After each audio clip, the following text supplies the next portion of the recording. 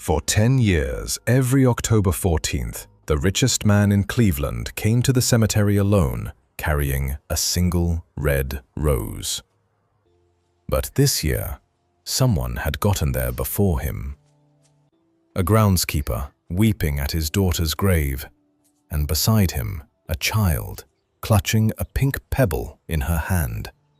A small stone that was about to unearth everything Conrad Bellamy thought he had buried with his daughter. Conrad Bellamy's life was like the very steel mills that had made his name, massive, solid, and cold to the core. His penthouse sat atop a tower in downtown Cleveland, looking straight out over the cold, gray expanse of Lake Erie, stretching all the way to the horizon. At 62, Conrad was a symbol of a very American kind of success, the kind forged out of smoke, out of steel, out of the brutal winters along the Great Lakes. His dark hair had gone white at the temples now, and the gray eyes that had once been sharp as a metal-cutting blade now held only shadow.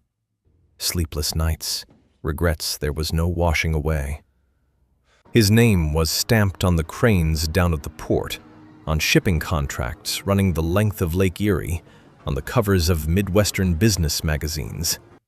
People called him the steel and shipping king of the Great Lakes. But in that magnificent apartment, the only thing his heart could hear was the hollow echo of itself, bouncing back off the glass walls. Eloise Marie Bellamy. She had died 10 years ago on a rainy October night. Her car lost control on the slick shoreline road and went straight into the black water of Lake Erie. Eloise was only 24. Conrad still remembered every detail of that fateful night. He was in Chicago in a meeting about a $200 million deal to acquire a port equipment company. The phone rang at 2 in the morning. The assistant's voice trembled on the other end of the line. The flight home was barely over an hour, but to Conrad it felt as long as a whole lifetime. By the time he reached the hospital in Cleveland, it was already too late. The cold room, a white sheet pulled over a small body. Conrad drew the sheet back with trembling hands. Eloise's face looked peaceful, as if she were only sleeping, but her skin had already gone cold. "My girl, I'm sorry. I'm sorry for everything." But the apology had come too late. When Eloise left this world, a part of Conrad's soul sank to the bottom of Lake Erie along with her. For all 24 short years of her life, Conrad had been the kind of father who was never there. It wasn't that he didn't love her. He loved her deeply in his own clumsy way. But that love was always crowded out by work, by meetings, by deals he convinced himself were impossible to pass up. He still remembered Eloise's 6th birthday. She'd begged him to stay home for the party with her friends, but that day, a partner had flown in from Germany to discuss a new rolling mill line. Conrad chose the meeting. When he got home at 11 that night, Eloise had fallen asleep on the sofa, still in her pink princess dress. The birthday cake sat untouched on the table, 6 candles burned down to puddles of wax. His wife, Meredith, looked at him with cold eyes. "She waited for you until 9. Then she cried for 2 hours." Conrad knelt down beside his daughter and gently smoothed her hair. "I'll make it up to you, I promise." But he never did make good on that promise. There was always another deal, another flight, another reason to be gone. By the time Eloise was 12, Meredith filed for divorce. "I can't stay married to a man who's already married to his own steel mills," she said. After that, Eloise saw less and less of her father. By 18, she had all but stopped speaking to him. Conrad had one other child, a son, Nolan, 6 years older than Eloise. If things with Eloise had gone cold, With Nolan, they had shattered almost entirely. Nolan had tried following in his father's footsteps, studied business, worked for the Bellamy Corporation for 3 years. But he couldn't take it. "All you care about is output and profit," Nolan had shouted in their final blowout 4 years ago. "You don't care about people. You don't care about me. You weren't even there when Elwyn needed you most. You have no idea the pressure of carrying an entire empire," Conrad shot back, his voice hoarse with anger and pain both. "No, you're the one who doesn't get it," Nolan said, tears welling up. "You traded your whole family for a few more factories. And now what have you got? 2 kids who can't stand you." The words drove in like a chisel straight to the heart. From that day, Nolan was gone. Just a few short emails on the holidays, no phone calls, no family dinners, only silence. Every year, on October 14th, the day Elwyn died, Conrad carried out his own private ritual. He cancelled every meeting, switched off his phone, and drove out to Lakeview Cemetery on the eastern edge of Cleveland. It was an old place, quiet, sprawling across hills under 100-year-old maples and oaks, more like a park than a resting place. They called it a garden cemetery, a place where the living and the dead shared the shade of the same ancient trees. Somewhere in the middle of it stood the Wade Memorial Chapel, with its brilliant Tiffany-stained glass. Elwyn's grave sat on a small hill beneath the shade of an old oak. Conrad had chosen this spot because Elwyn had loved trees. As a child, she used to climb the one in their yard and sit reading for hours. The headstone was simple, plain gray granite, engraved with a single line: Elwyn Marie Bellamy, 1992 to 2016, beloved daughter. She painted the world with her dreams. Conrad had refused every kind of showy memorial. Elwyn hated ostentation. She loved things simple and genuine, the very things Conrad had forgotten while she was alive. This year marked the 10th, a round number, and for that reason heavier than ever. That morning, Conrad woke before dawn. From 3 a.m. he lay staring at the ceiling, memories of Elwyn drifting past like an old reel of film. Elwyn at 3, giggling up at him. Elwyn at 10, showing off a picture she'd just painted. Elwyn at 18, looking at him with eyes full of sorrow.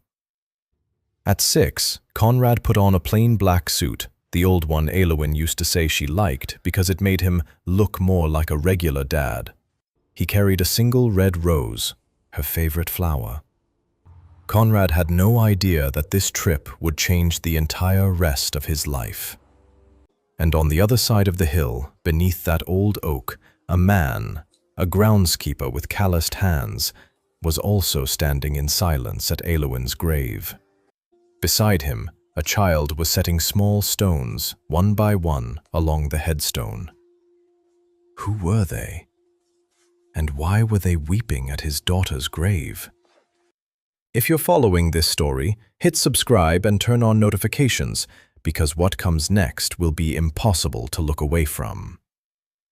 Sometimes the biggest secrets aren't found in any file or ledger, but right there between 2 graves. That morning, Conrad didn't let his driver take the wheel. He wanted to be alone.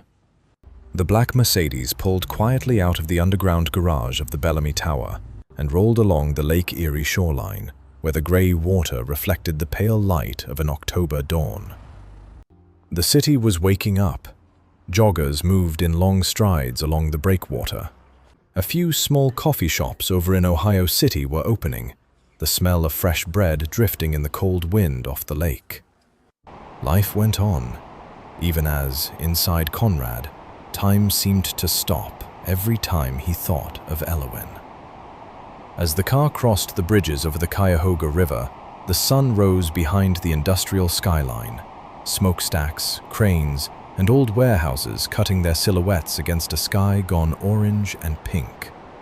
To most people, it was the gray sprawl of an industrial city long past its golden age. But Elowin had seen it completely differently. She used to say, "Every sunrise is a painting the universe makes with its own hands, Dad. Even over the old smokestacks. And no two are ever the same." The words echoed through his mind and tightened something in his chest. Conrad drove slowly up the streets leading to Lakeview. In 10 years, a lot around here had changed. A few neighborhoods renovated, a few new spots opened. But the cemetery was just the same. Quiet, old, seemingly beyond the reach of time. When he parked and stepped out of the car, Conrad felt his heart beating strangely fast. 10 years, and the pain was still as raw as that fateful morning. Maybe some wounds never heal. Maybe there are losses time only walks around and never truly gets past. He took the red rose in his hand and started up the stone path leading to the hill where Elowin rested. The wind off Lake Erie blew up, cold and damp, stirring the red leaves on the branches of the old oak. And there, in that hushed stillness, Conrad heard weeping. At first he thought he'd misheard, just a trick of memory. But no, the sound was real, choked and broken, tearing open the quiet like a rip in cloth. Conrad walked faster, his heart pounding, and as he came around a stand of red maples, the sight in front of him stopped him cold. There, before Elowin's grave, a man was kneeling, shoulders heaving, his face buried in his hands, his sobs sounding like they came from the deepest place in his soul. Beside him, a girl of about 10 sat on the ground, carefully stacking pebbles into a little pyramid. Her purple coat was worn thin, her brown curly hair was tied in 2 braids, and her sneakers were a touch too big, like hand-me-downs from someone. Conrad stood frozen. This was the most sacred place he had. A private spot meant only for him and Elowin. These people, who were they? And why were they here, right at his daughter's grave? The man still hadn't noticed anyone standing behind him. He went on weeping, pent-up sobs, heavy as if they carried a full 10 years inside them. The girl, though, looked up. Her eyes met Conrad's, and in that moment, time seemed to stop. Those eyes. Conrad recognized them instantly.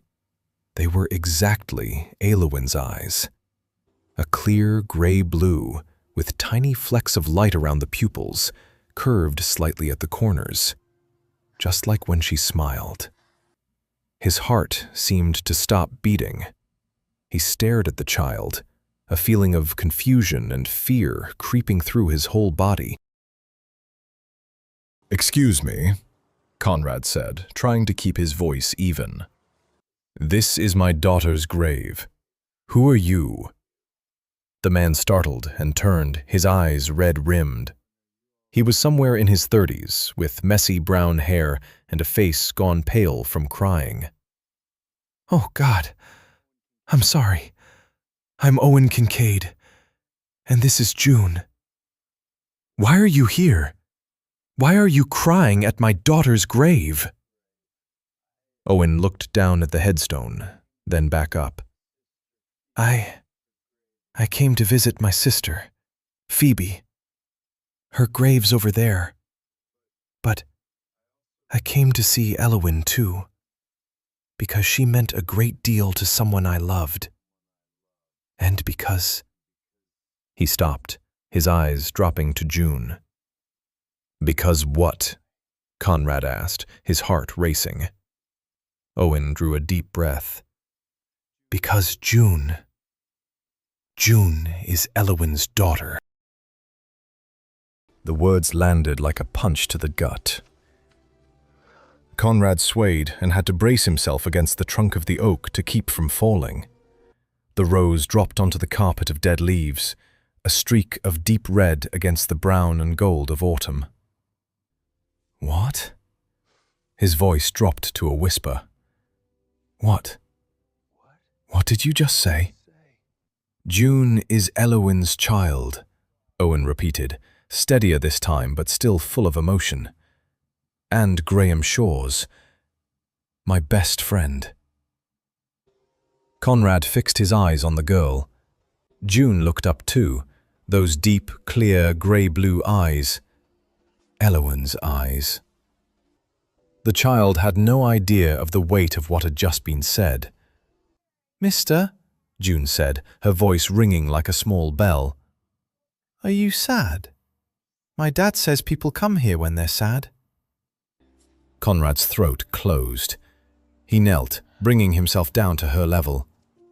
Up close, he saw more than the eyes, the small, slightly upturned nose, the way she furrowed her brow when she concentrated, the soft curl at the ends of her hair. All of it was Elowin. "Hi there," he said softly, his voice trembling. "You're June, aren't you?" The girl nodded. "Yes, sir. I'm 10. I'm stacking pretty stones for my mummy." She pointed to a pyramid of pebbles about a hand's height, balanced in a strangely perfect way. "Your mummy," Conrad repeated, his throat cinched tight. Owen stepped over and put a hand on her shoulder. "June, why don't you go find some more stones over there?" He pointed down the path. "I need to talk to this gentleman for a minute." June looked back and forth between the two of them, then nodded. "Okay, but you have to promise to help me stack them after." "I promise, sweetheart." The girl skipped off, her two big shoes clopping on the stone path. Conrad watched her go, his heart pounding like a drum. When June was far enough away, Conrad turned back. "Explain it to me," he said, trying to stay calm while his voice still shook. "All of it. Right now." Owen sat down on the grass, leaning his back against a nearby headstone. His eyes were still red. "Graham Shaw was my best friend since high school," he said. "He met Elowin at a painting class at a community center in Tremont, about 11 years ago." Conrad stood frozen, trying to piece the fragments together. Elowin took painting classes? He'd had no idea. He had never once asked his daughter what she loved, what she did. "They fell in love," Owen went on, "fast and hard. Graham told me Elowin was the one he wanted to spend his whole life with. They sketched out a future together. A little house near Chagrin Falls, a couple of kids, a dog. A simple life." His voice caught, and he had to swallow the lump in his throat. Conrad felt his legs go weak, and he too sat down on the cold ground, never minding the expensive suit. "Why didn't I know?" he asked quietly. "Why didn't Elowin tell me?" Owen looked at him. In his eyes there was sympathy mixed with reproach. "Because she was afraid. Afraid you wouldn't accept it. Graham wasn't rich. He was a carpenter, lived in Slavic village. Elowin said her father always had big plans for her, that you wanted her to marry someone from your world, someone who could expand the Bellamy empire." "No," Conrad protested, but even he could hear how weak it sounded in his own voice. He had had expectations. He had had ambitions on his daughter's behalf, without ever once asking what she actually wanted. "There was one more reason," Owen said, lowering his voice. She said you were never there. She tried to reach you more than once, but you were always busy. Meetings, deals, business trips. Eventually, she stopped trying. Each word landed like a stone thrown against his chest, and he couldn't deny a single one. He had been absent, had hidden inside his work, had missed his daughter's entire life. "Tell me about them," Conrad said, his voice breaking. "About Graham and Elowen. I need to know." Owen looked over toward June gathering pebbles, a sad smile touching the corner of his mouth. "They were beautiful together," he said. "Graham made Elowen laugh, the kind of laugh that comes up from deep in your chest. They'd spend hours in his wood shop, Graham planing and chiseling, Elowen sitting and painting. Soft music playing, the two of them talking about everything under the sun." Conrad pictured it, his daughter at peace in a happiness he had never known about, had never even let himself imagine. "Did he propose?" Conrad asked. "He did," Owen nodded. "One summer evening down by Lake Erie at Edgewater Park, right at sunset. No dazzling diamond, just a silver ring Graham made himself, set with a blue stone, Elowen's favorite color. She said yes on the spot." Tears ran down Conrad's cheeks. He didn't wipe them away. His daughter had gotten engaged, had sketched out a whole life, and he hadn't known a thing about it. "And June?" he asked softly. "Elowen got pregnant and had her 2 months before the accident," Owen said. "They were over the moon, found a bigger apartment, Graham picked up extra shifts, Elowen painted the nursery, animals, plants, a sky full of stars." He paused, wiping his eyes. And then, that night happened. Conrad knew the outline of the story. The car lost control in the rain, hit a guardrail. But now he wanted the full truth. "My sister Phoebe was the one driving," Owen said, his voice heavy. "Phoebe and Elowen had been close since high school. That night they went to a little art show in the old part of town. Graham was going to go too, but he'd come down with a cold, so he told Elowen to stay home.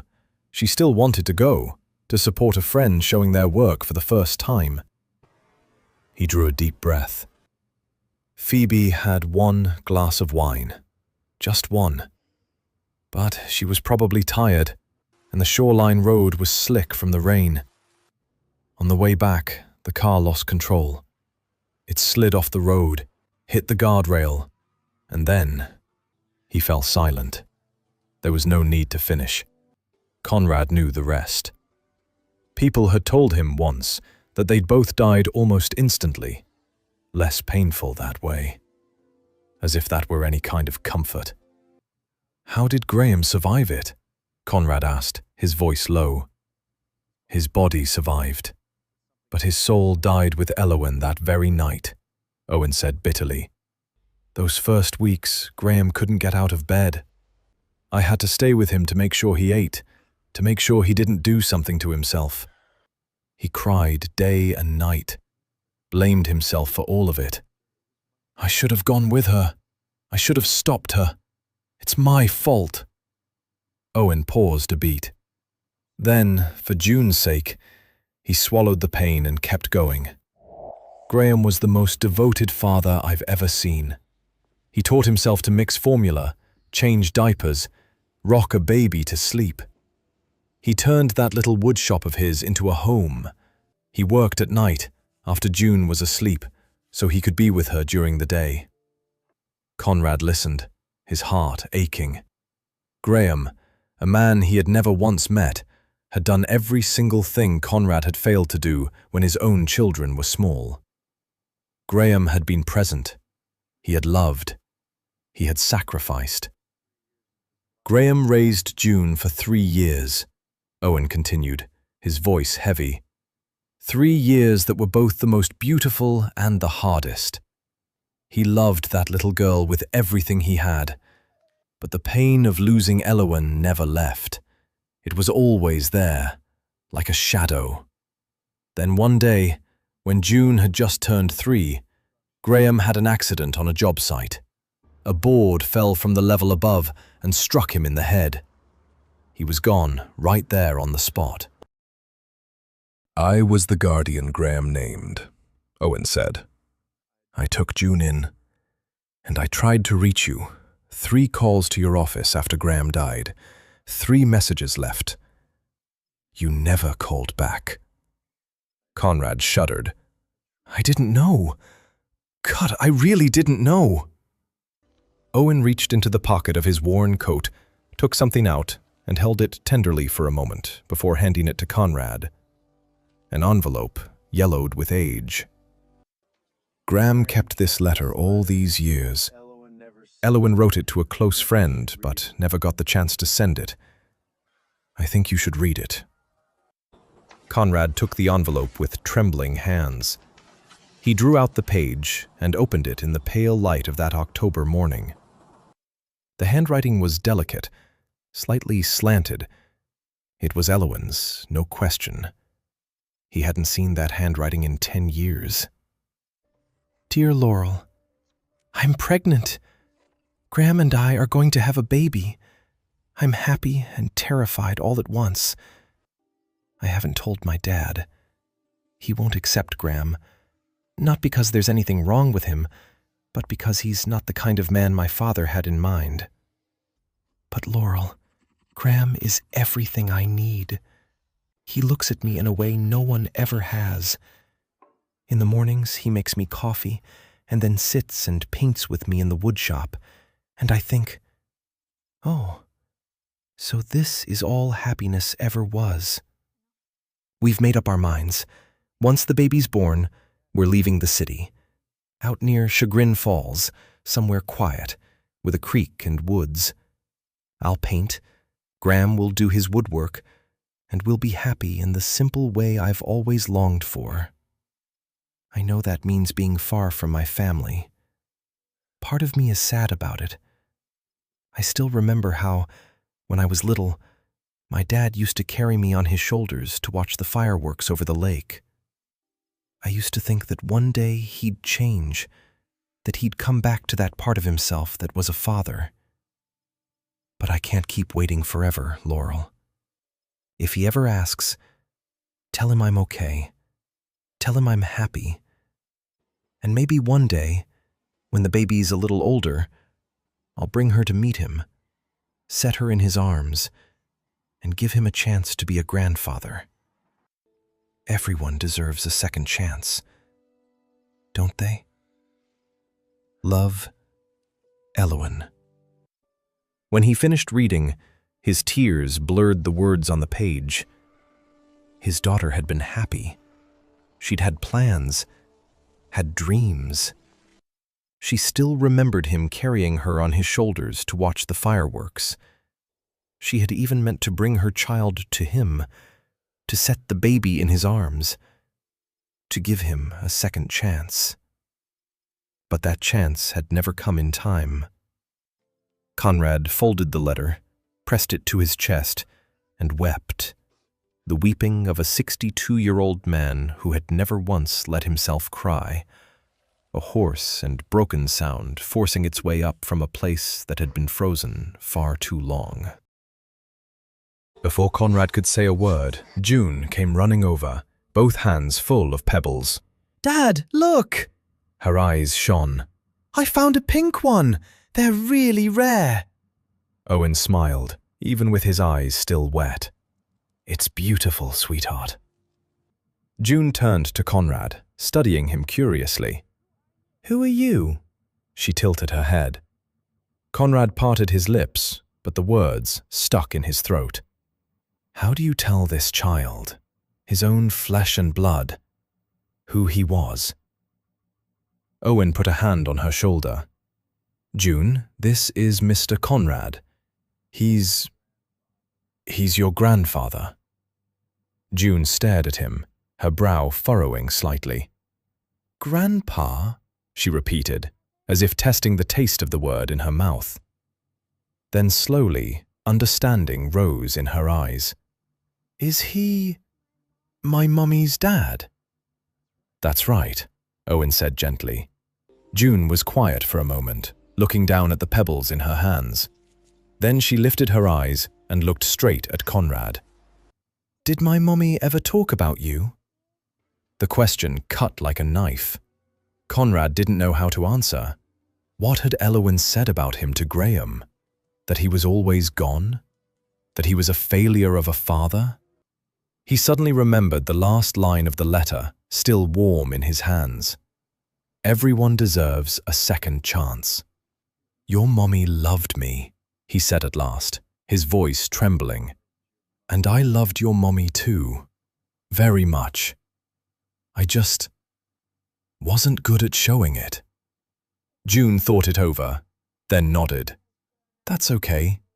My dad says grown-ups sometimes aren't good at saying what they feel."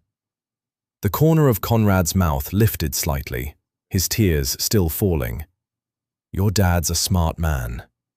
I know, June said, very seriously. Then she held out the pink pebble. "Do you want to help me stack the stones?"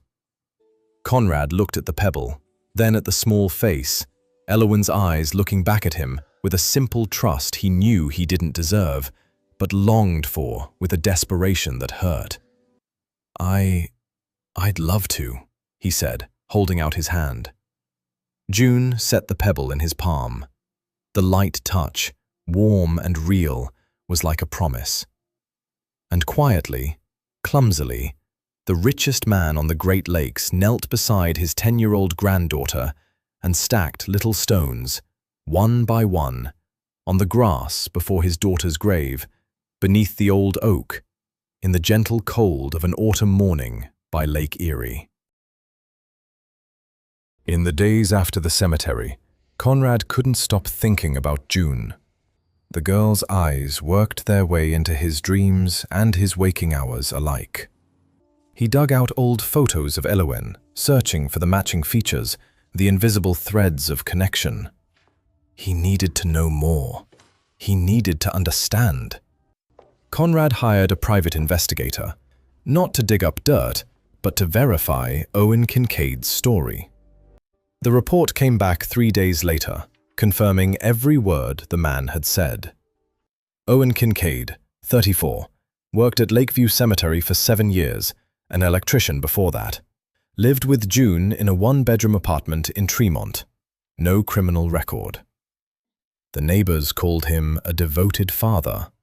The financial records showed Owen lived extremely simply. Income around $38,000 a year, a tight number to live on. No debt except for a small student loan. Rent always paid on time. June's school records. Local public school, solid grades. Teachers describing her as cheerful, creative, a little shy at times. Conrad also dug up old news stories. The accident 10 years ago that had taken Elowen and Phoebe, and another article 3 years later about Graham Shaw, the carpenter killed on a job site. Every detail slotted neatly into Owen's story, and every piece pressed one more layer of guilt down onto Conrad's heart. A week after that first meeting, Conrad went back to Lakeview. This time he didn't head straight for Elowen's grave. He went looking for Owen. He found him in the old section, trimming the brush around moss-covered headstones. Work clothes, jeans, a flannel shirt, leather gloves, his hair tied back in a ponytail. "Mr. Bellamy," Owen said, surprised, pulling off a glove. "I didn't expect to see you again so soon."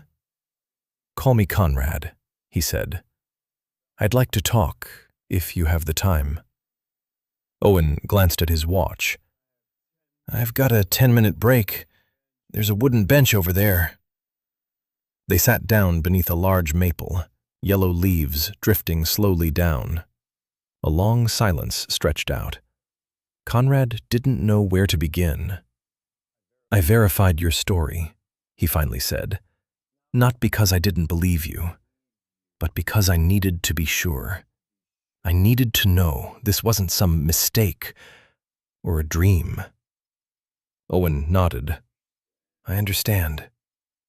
June really is my granddaughter, Conrad said, the words still strange to him. Elowen's child. And I missed the first 10 years of her life. Not necessarily all of it, Owen said gently. You can still be there for her future, if you really want to. I want to, Conrad answered, urgency in his voice. But I don't know where to start. I failed with Elowen, with Nolan. I don't know how to be a grandfather. I don't know how to be present. Owen looked at him. In those brown eyes, there was no judgment, only understanding. The first step is admitting that, he said, and you just did. The second step is deciding to do it differently. The third step is showing up, over and over, day after day. I'd like to see June again, Conrad said. The right way. Not at a cemetery, but somewhere she feels comfortable. Would that be all right with you? Owen was quiet for a long moment. When he spoke, his voice was gentle, but it carried a weight that made Conrad listen. Conrad, I need you to understand something. For 7 years, I've kept June away from your world, not because I hate you. Back then, I didn't even know what kind of man you were, but because I was afraid. He looked down at his calloused hands. That girl has lost so much. Her mother, when she was 2 months old. Her father, when she'd just turned 3. I'm the one stable thing she has left in this world. And I was afraid a rich man like you would step in, bring expensive toys and fancy trips, and then one day get bored and walk away, leaving her shattered all over again. Conrad went still. This wasn't aggression. This was a father's fear. I understand, he said softly. And I don't blame you for it. You have every right to be cautious. I'm only asking you to give me a chance to prove I won't walk away. I want to know her. I want to be part of her life, if she'll allow it, and if you'll allow it. Owen looked at him for a long time. I'll talk to June, see how she feels. If she wants to meet, we'll arrange it, on her terms and at her pace. And if there's ever a point where I see this isn't good for her anymore, we stop. Do you agree to that? I agree, Conrad answered at once, without the slightest hesitation. That's all I'm asking for. 3 days later, Conrad's phone rang from an unfamiliar number. I talked to June, Owen's voice came through. She's curious about you. Asked what you look like, what you do, why you're only meeting her now. I tried to explain, honestly, but gently. What did she say? Conrad asked, his heart racing. She wants to meet you, Owen answered. But she picked a park. Open space makes her feel safer. Which park? Edgewater Park, where we usually go, looking out over Lake Erie. Saturday, 10 a.m. Does that work? I'll be there, Conrad said. He hung up and sat in silence by the penthouse window for a long while. Edgewater Park. Owen had no idea, and probably June didn't either, that it was the very place Graham had proposed to Elowen, down by the lake, at sunset. There are some places that seem to hold on to memory all on their own, then quietly hand it down to the next generation. Saturday morning. Conrad woke up in a jumble of nerves and fear. He chose jeans and a sweater, trying to look as ordinary as he could, and drove himself out to the lake. Edgewater Park, on a brilliant autumn morning, the trees blazing in orange, yellow, and red. Lake Erie stretching silver gray all the way to the horizon, cold and vast. Children running on the grass, people jogging and biking along the waterfront paths. A world of simple joys, and one fairly foreign to Conrad. He made his way to the playground, swings, a slide, a climbing frame ringing with children's laughter. By one of the swings stood Owen and June. June wore an orange coat and purple leggings, her hair tied up high. She was on the swing, her legs tracing arcs against the grey sky, her face lit up bright. Owen waved. June saw him and dragged her feet to slow down. Conrad walked over, his heart pounding. "Hi, June," he said, trying to keep his voice gentle. "Do you remember me?" June nodded seriously. "Yes, you're Grandpa." "That's right." Conrad knelt down to her eye level. "And I'm so happy to see you again." "Dad says you want to spend time with me." June tilted her head. "Why?" The blunt, innocent question stopped Conrad short. He looked at Owen, who only gave a small shrug, the message clear.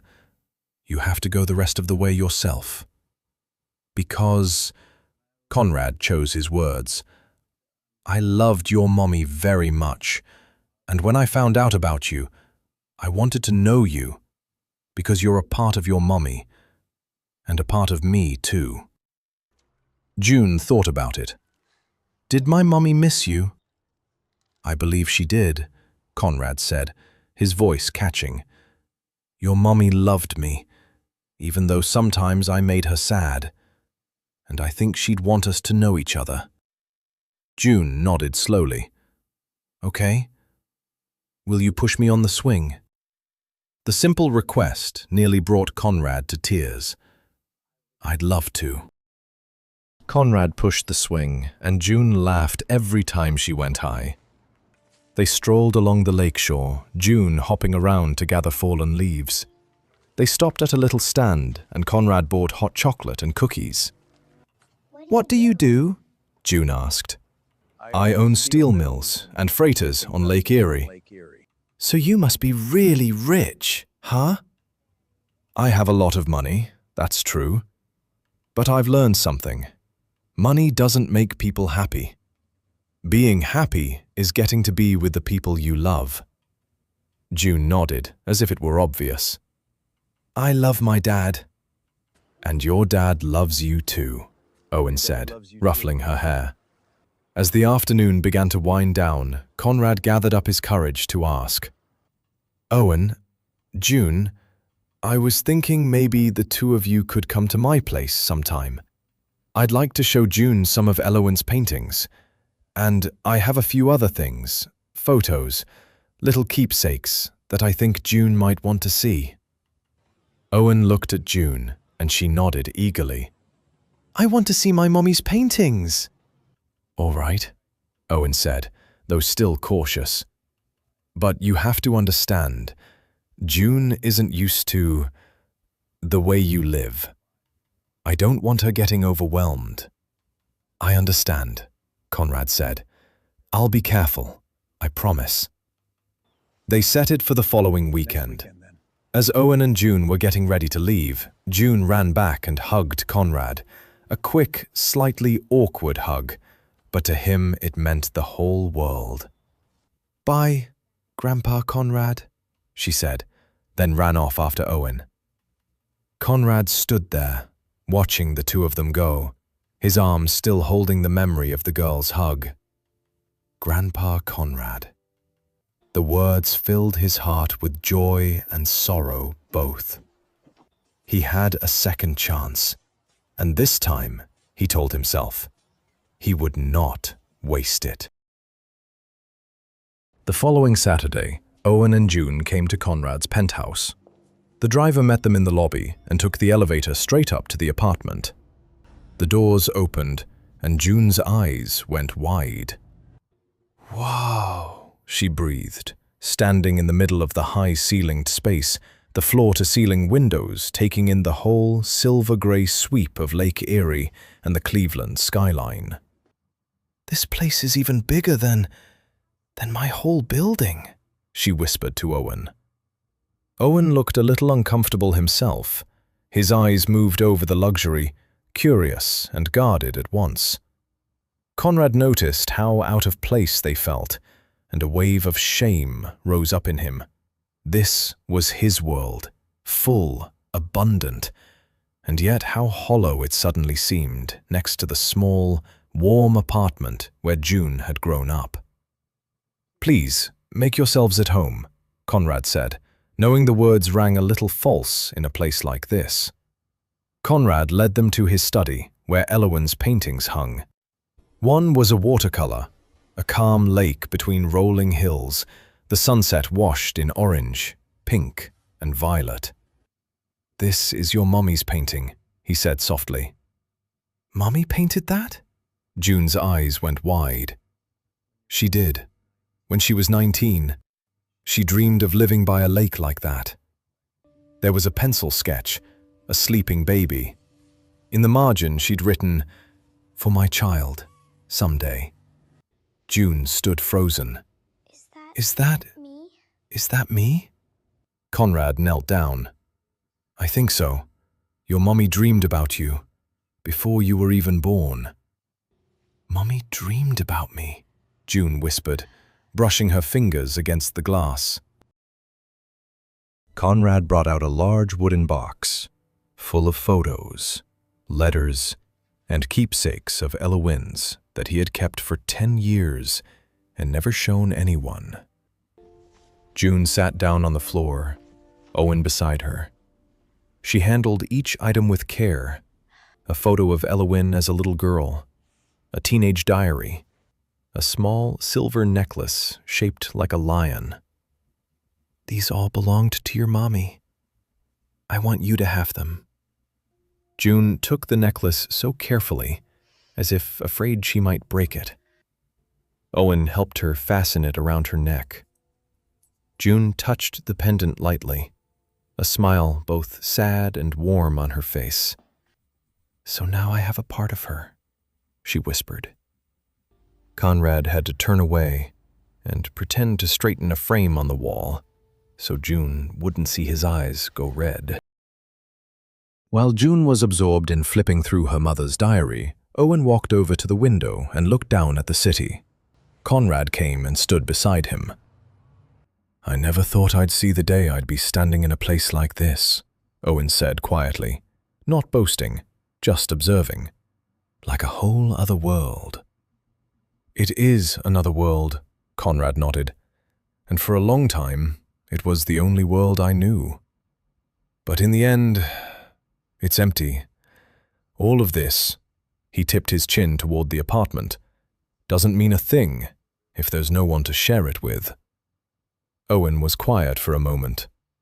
"I'm still worried, Conrad," he said very softly, so June wouldn't hear. "Not worried that you're a bad man. Worried she'll get used to all of this, and that one day she'll look back at our little apartment and feel ashamed of it.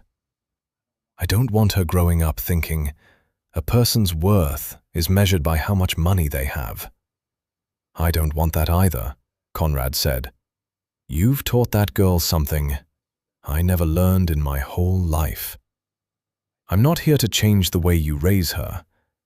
I just want to be present, on your terms."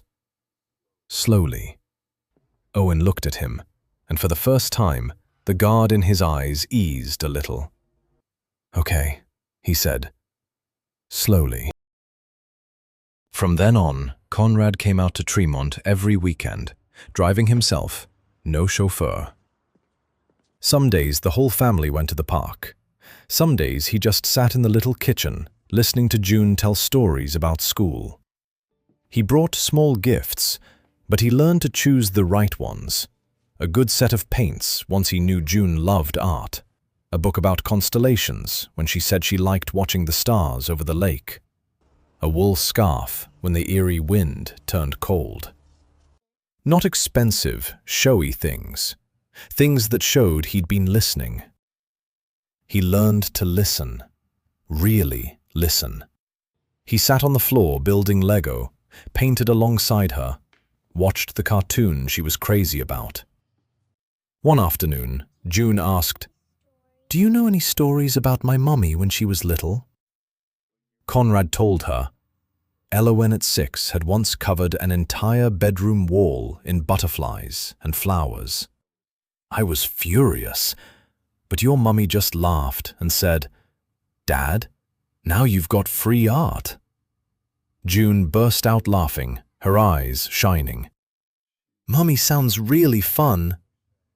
"She was," Conrad said with a sad smile. "I just wish I'd spent more time seeing it." Not every afternoon was easy.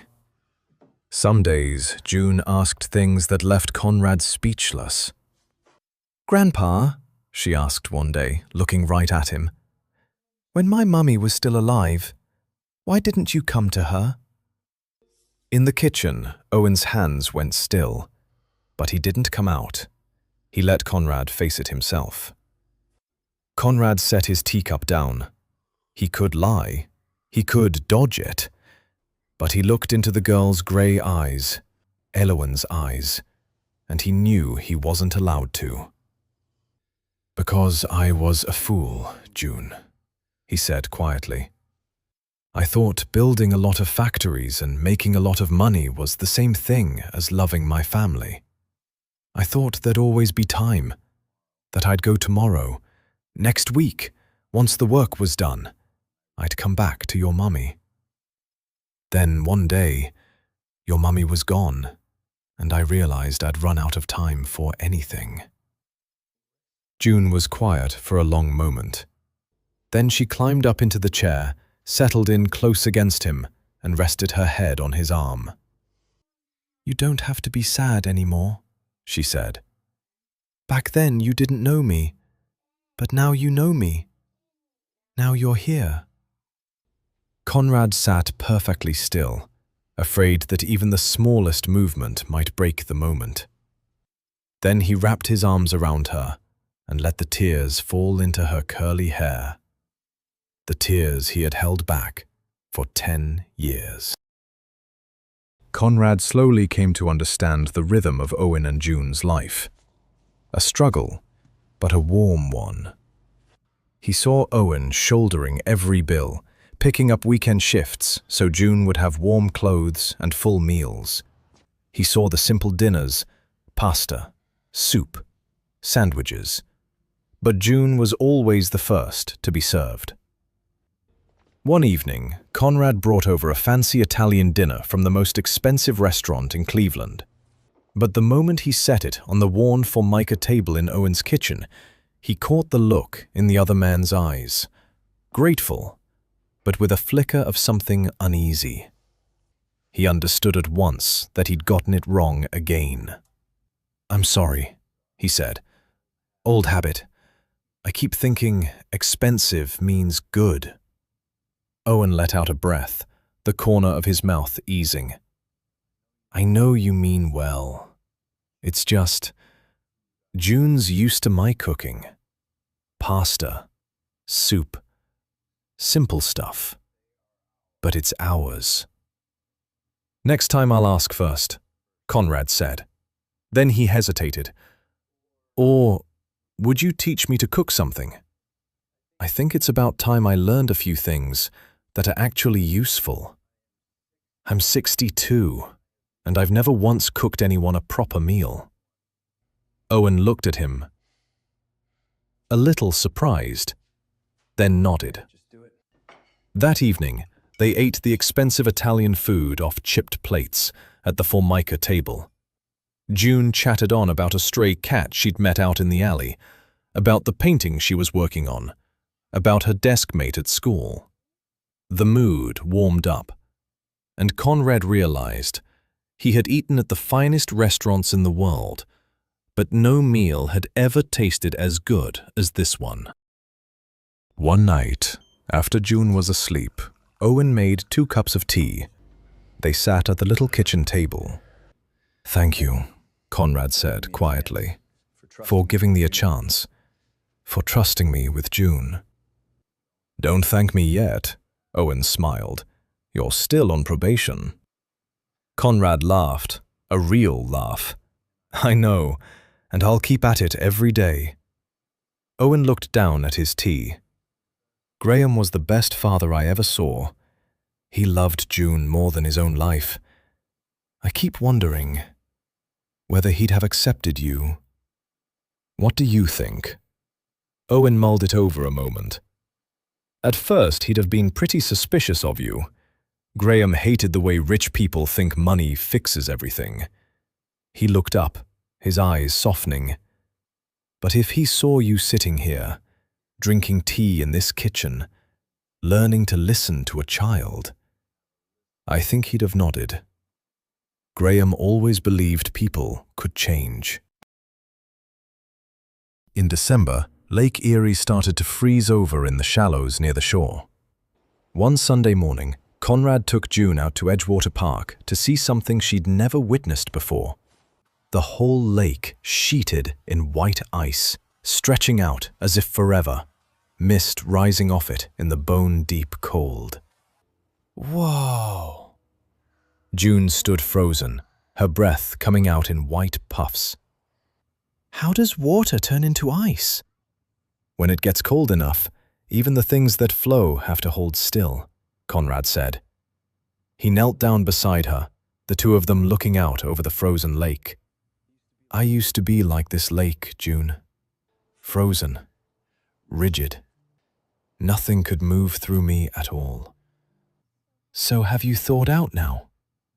Conrad looked at his granddaughter, her cheeks flushed red with cold, Elowen's eyes shining, and he felt his chest go warm in the middle of the winter chill.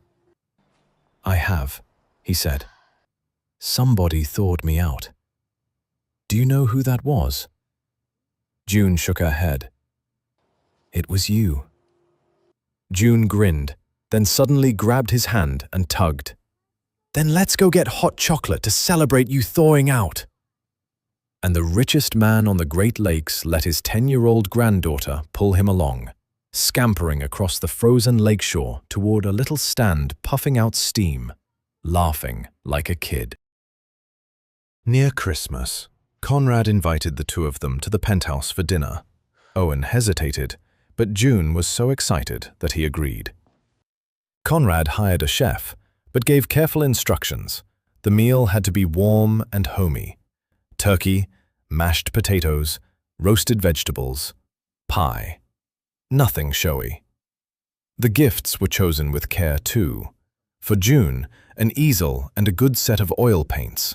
For Owen, a sturdy, warm winter coat, because Conrad had noticed his old one was worn through at the elbows. On Christmas Eve, the penthouse was decorated simply. A tree, a few wreaths, soft music. For the first time in years, that cold apartment at the top of the tower had the feel of a home. Laughter, conversation, a sense of belonging. When it came time to open gifts, June cried out at the sight of the easel and threw her arms around Conrad. "Grandpa, it's perfect!" Owen opened his gift, the coat. His eyes flickered with a quiet gratitude. "Thank you," he said simply. Then June shyly handed Conrad her gift, wrapped in newspaper, taped at crooked angles. Inside was a picture she'd drawn herself. Conrad, Owen, and June standing hand in hand beneath the old oak at the cemetery. Up in the star-filled sky above, a long-haired woman smiled down at them. "That's my mommy," June said softly. "I think she's watching us from up there." Conrad held the picture, his hands trembling.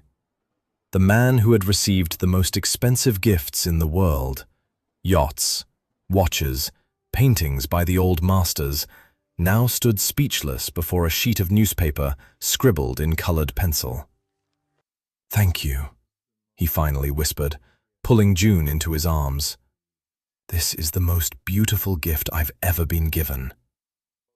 That night, as he saw the two of them out, Conrad stood by the window, looking down at the city of Cleveland glittering with Christmas lights. For the first time, he didn't feel alone. As his bond with June grew deeper, Conrad understood that he could no longer keep avoiding Nolan. 4 years of silence. The gap between father and son had become a chasm hard to bridge. But June deserved to know her whole family, and Nolan deserved to know about her. One evening, Conrad picked up the phone, his hand shaking slightly. "Nolan, it's Dad." A long beat of silence. "I know. Your name's on the screen. Can you talk for a minute? About what?" "About family. About Elowen. And about your niece." "Your what?" They agreed to meet the next morning at a quiet coffee shop in Ohio City, a place far from both Conrad's penthouse and Nolan's architecture office in the warehouse district. Conrad got there early, his stomach in knots. When Nolan walked in, he barely recognized his son. 36 now, steady, his temples flecked with gray. A plain sweater, jeans, a messenger bag slung crosswise, the look of a successful architect who didn't show it off. "Nolan." Conrad stood, caught between a hug and a handshake. In the end, he just stood there. "Dad?" Nolan nodded and sat down. "You look older." "Time doesn't stand still for anybody," Conrad said with a strained smile. 2 cups of hot coffee were set down. The silence hung heavy. "All right," Nolan opened. "You said a niece?"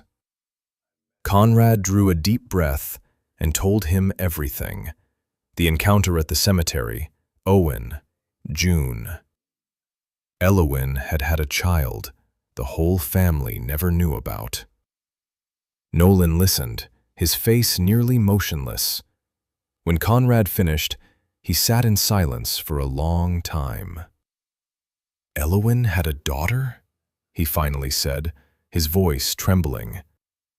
"How long have you known about this?" 2 months. "And you're only telling me now?" Anger rumbled under his voice. "I'm sorry. I needed time to understand it, to start connecting with her. I was afraid I'd ruin everything right from the start." "Ruin it how?" Nolan let out a bitter laugh. "Oh, right.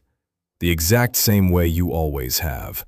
Work first, emotions off, acting like a CEO instead of a father." The words drove straight into him, but Conrad didn't dodge them anymore. "You're right. About all of it. I failed you. And I failed Elowen. I had my priorities backwards. Now Elowen's gone. You're distant. And I've got one last chance with June. I can't lose it." Nolan looked down at his coffee. "You know what the hardest part of being your son was?" Conrad shook his head. "It wasn't going without money. I had everything, but I didn't have you. You were gone from the ball games, the recitals. The day I graduated at the top of my class, you were in Pittsburgh signing a contract." "I sent gifts," Conrad said weakly. "A Rolex. When I was 18, I didn't need a watch. I needed a father." Nolan paused, then went on, his voice dropping low. "And Elowen. Do you know she called me a few months before she died? She was crying. Said she'd met someone. that she was in love, but she was afraid to tell you. I told her to just go live her own life. And then she died. I'll never know whether she got to touch happiness or not. Tears welled up on Conrad's cheeks. She loved Graham. They were going to get married. They had a family. And she left us a gift. June. Nolan wiped his eyes. At least she got that. They sat in silence, two grown men quietly weeping in the middle of a crowded coffee shop. A few curious glances drifted their way. "Do you want to meet June?" Conrad asked softly. "Does she know about me?" "She knows she has an uncle. I told her about you. An architect. A man who designs beautiful buildings. She's excited." "Did you tell her we don't speak?" "No.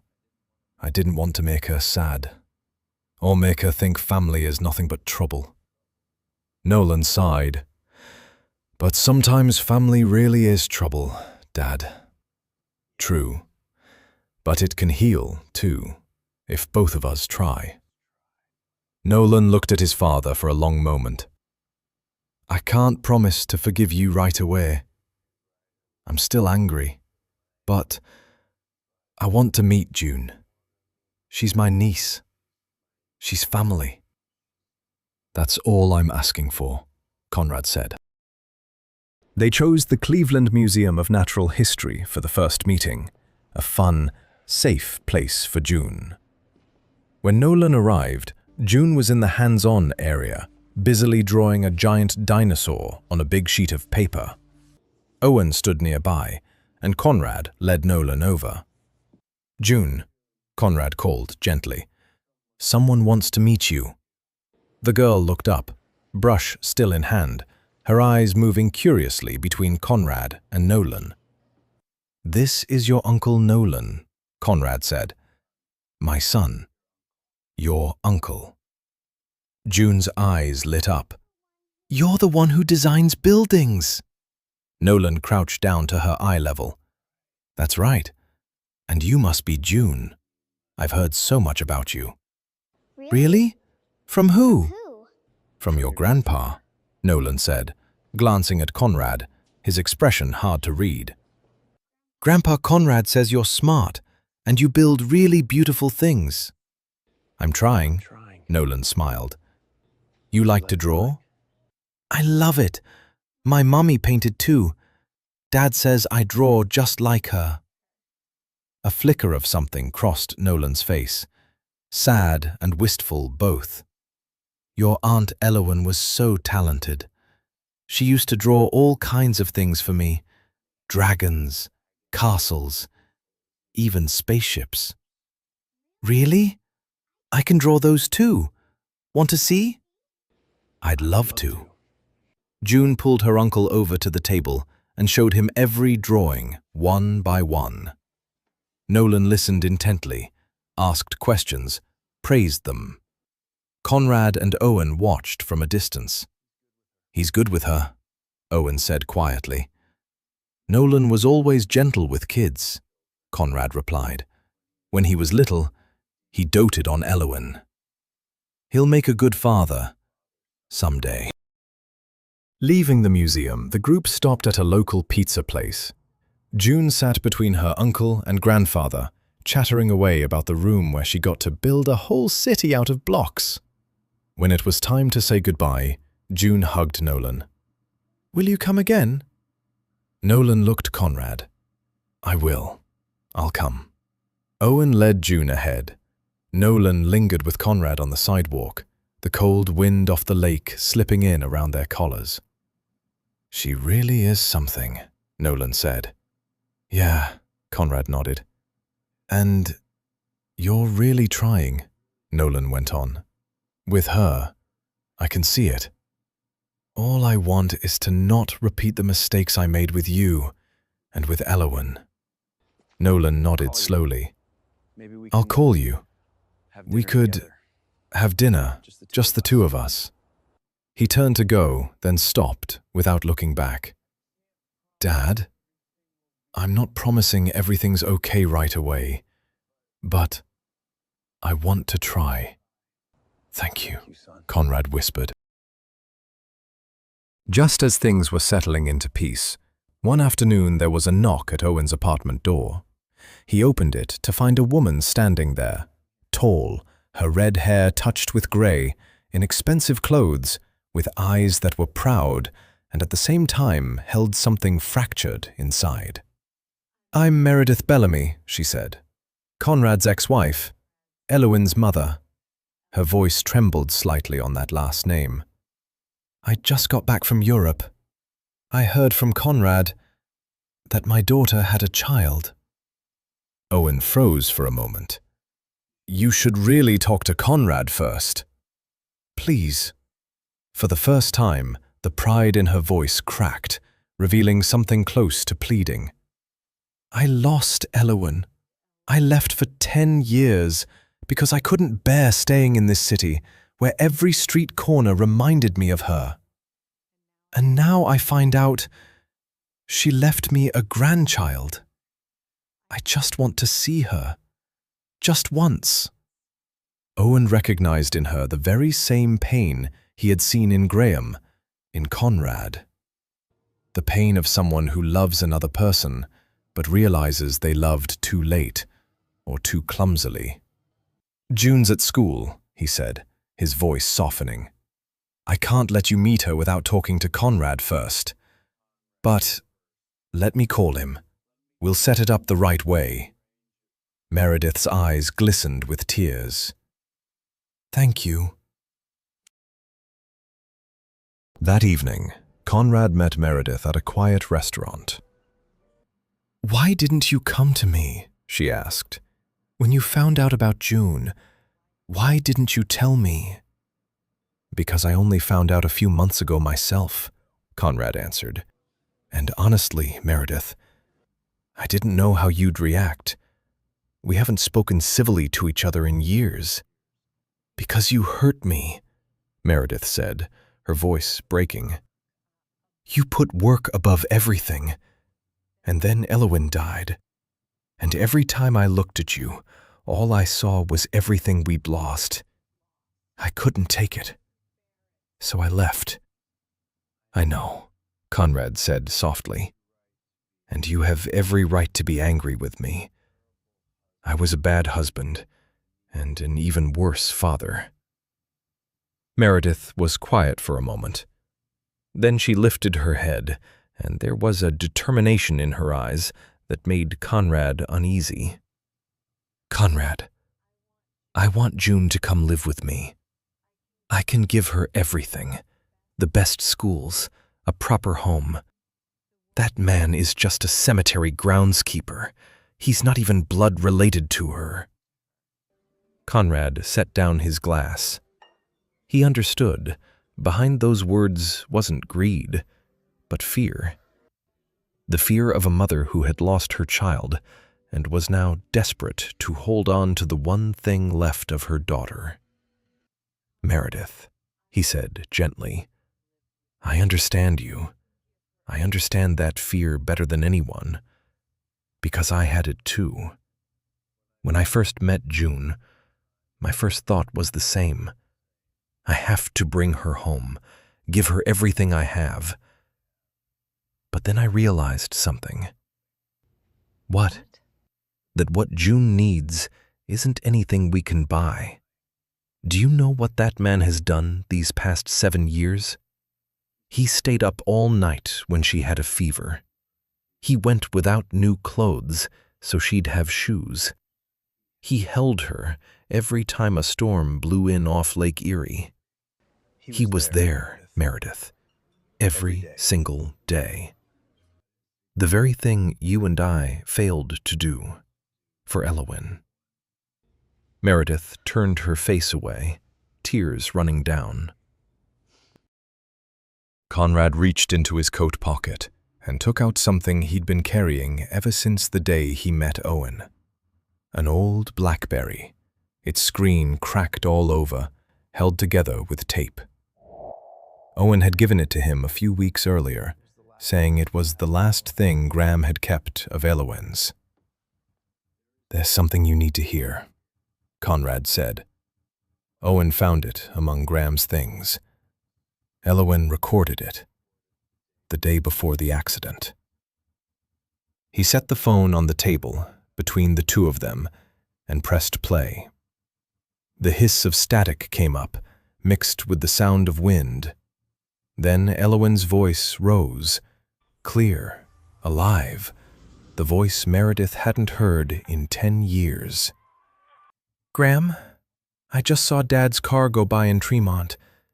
He had the whole motorcade, assistants all around him, and he didn't even look out the window. I'm not angry at him anymore. I just feel sorry for him. I've been thinking about Mom, too. She's been gone so long now. I miss her, Graham. I miss the way she used to brush my hair when I was little, the way she'd sing to me when I couldn't sleep. I wish she were here to meet my baby. I wish our whole family could start over. Maybe when the baby comes, things will be different. Maybe Mom and Dad will come back. Everyone deserves a second chance, don't they?" The recording ended on the soft cry of a newborn, June herself, 10 years before.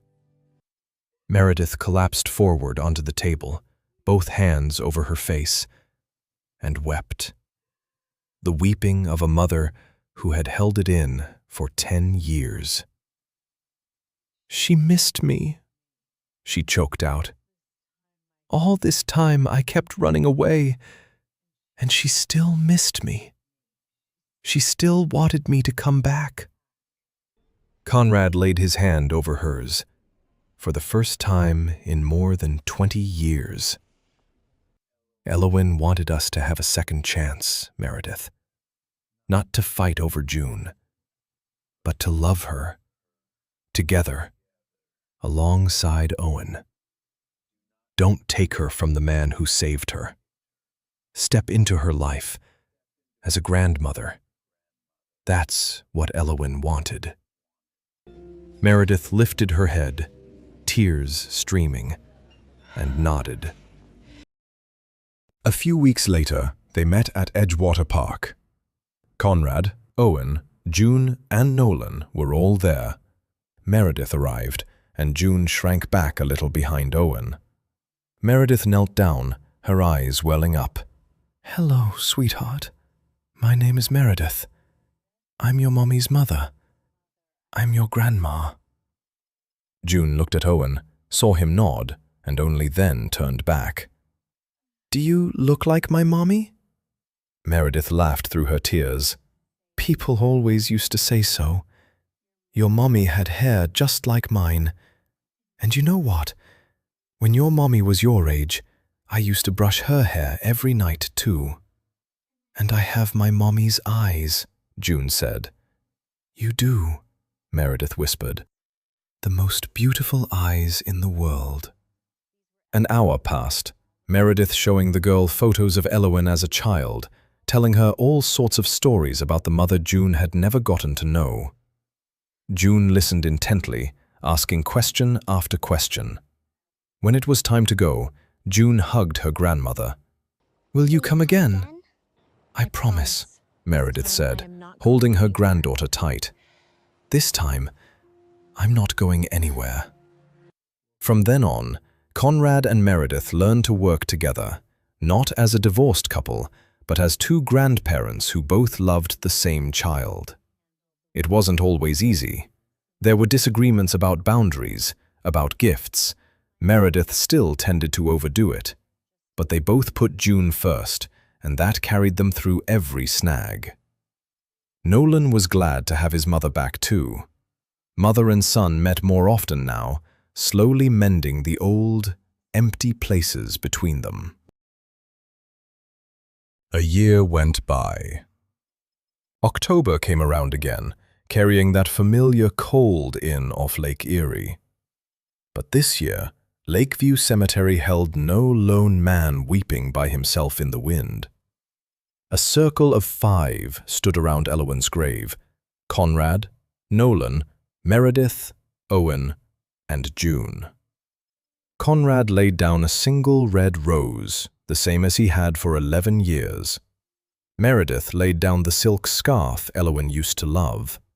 Nolan laid down a design drawing for a community park named after his sister, a project he was building over in Tremont, where Elowyn had once taken her painting class.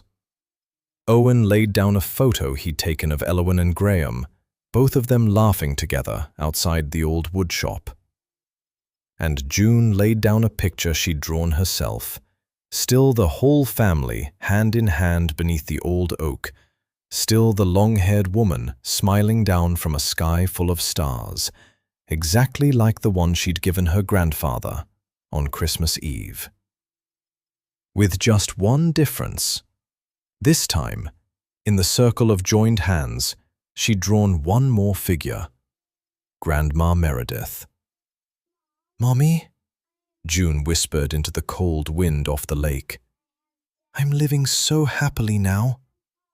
I have my dad Owen, my grandpa, my grandma, and my Uncle Nolan too. Our whole family is here with you." Conrad looked at that circle.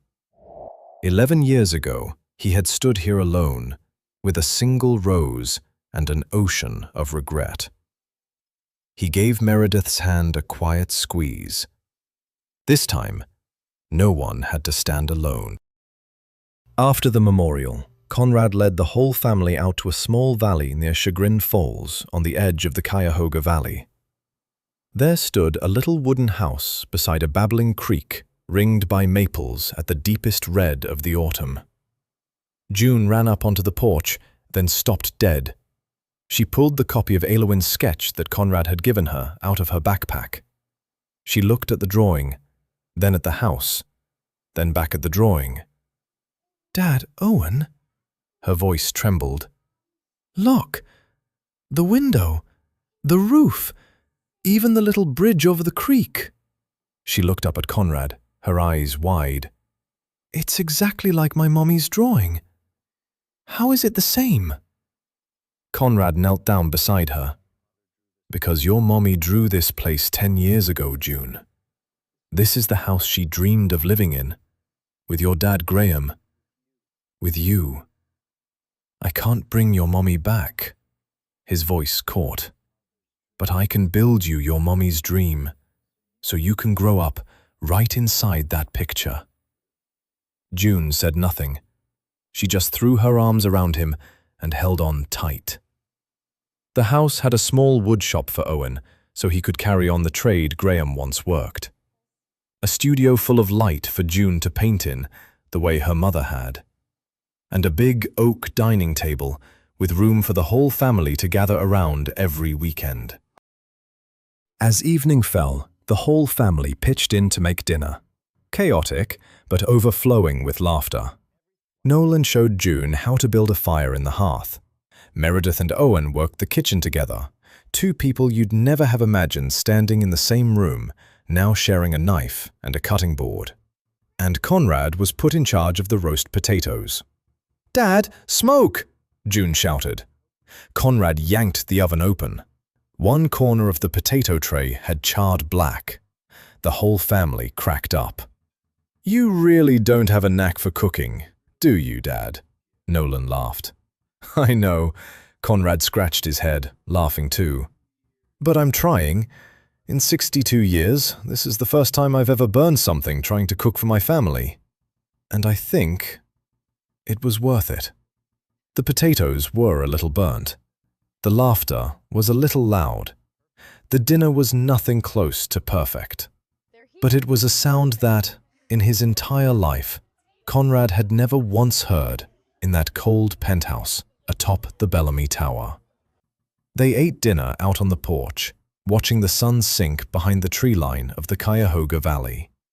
The sky blazed in streaks of orange, pink, and violet, just like in Elowyn's paintings. "To Elowyn," Conrad said, raising his glass. "To Elowyn, everyone answered together.